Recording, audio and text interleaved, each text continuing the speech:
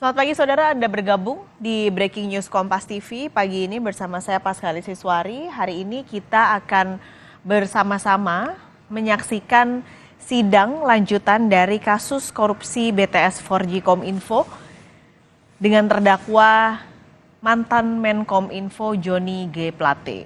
Hari ini sidang akan melanjutkan dengan agenda putusan sela, saudara.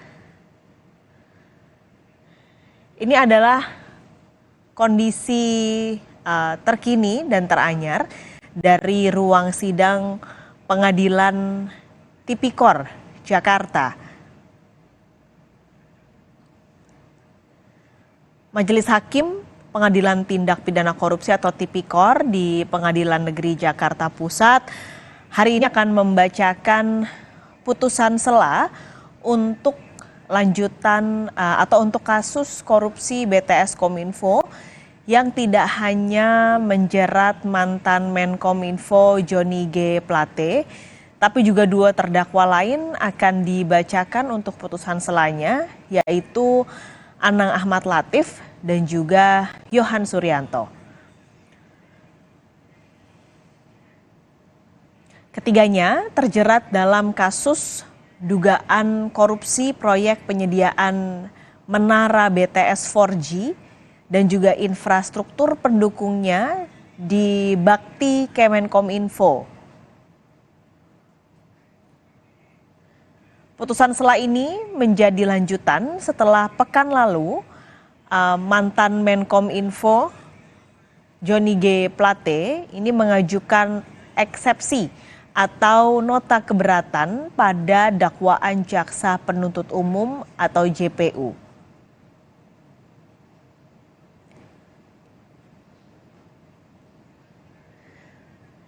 Yang dinantikan pada sidang kali ini adalah putusan sela yang artinya keputusan ada di majelis hakim untuk menentukan apakah sidang akan dilanjutkan atau akan dihentikan untuk pemeriksaan perkara. Majelis Hakim ini mempertimbangkan dari nota keberatan atau eksepsi yang sudah dibacakan pada pekan lalu. Pada pekan lalu, Johnny G. Plate sama sekali tidak membacakan nota keberatannya, semua dibacakan langsung oleh tim kuasa hukum dari Johnny G. Plate. Tidak hanya Johnny G. Plate, tapi dua terdakwa lain yaitu Anang Ahmad Latif dan juga Yohan Suryanto sama-sama mengajukan eksepsi atau nota keberatan.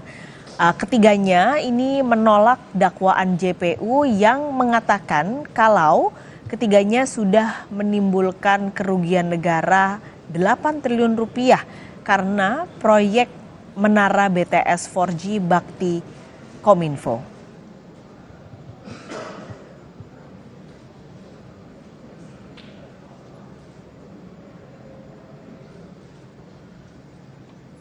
Kerugian negara sebesar 8 triliun dari proyek menara 4G, menara BTS 4G ini merupakan perhitungan yang dilakukan oleh Badan Pengawasan Keuangan dan Pembangunan atau BPKP, saudara.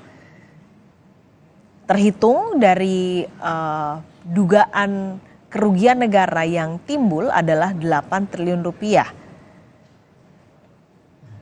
Sementara dalam dakwaan yang sudah dibacakan oleh jaksa penuntut umum di awal Juli lalu, JPU mengatakan dalam dakwaannya ada 9 pihak, baik itu korporasi maupun juga individu yang diduga ini menikmati uang proyek dari menara BTS 4G Bakti Kominfo ini yang tentunya berasal dari anggaran negara.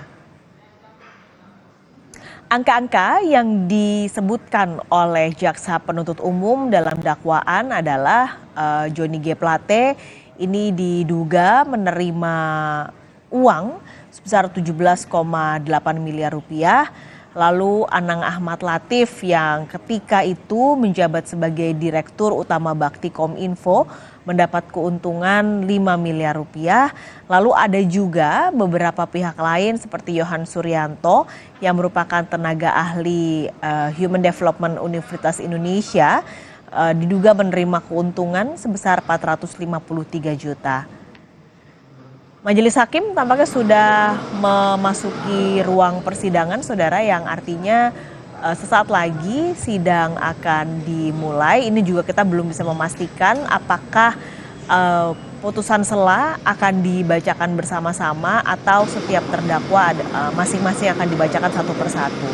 Kita akan langsung menuju ruang sidang Pengadilan Tipikor untuk menyaksikan jalannya sidang putusan sela kasus korupsi BPS Kominfo.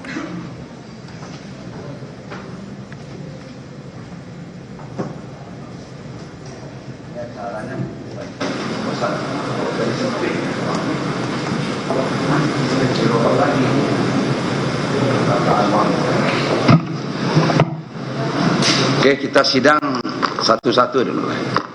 Yang nomor 54 dulu, Pak. Nomor 54 berarti Pak Anang Ahmad Latif, ya. Pak Joni Gerard Plate sama Pak Suryanto. Habis ini Pak Gerard, ya. Oke, silakan dulu, Pak.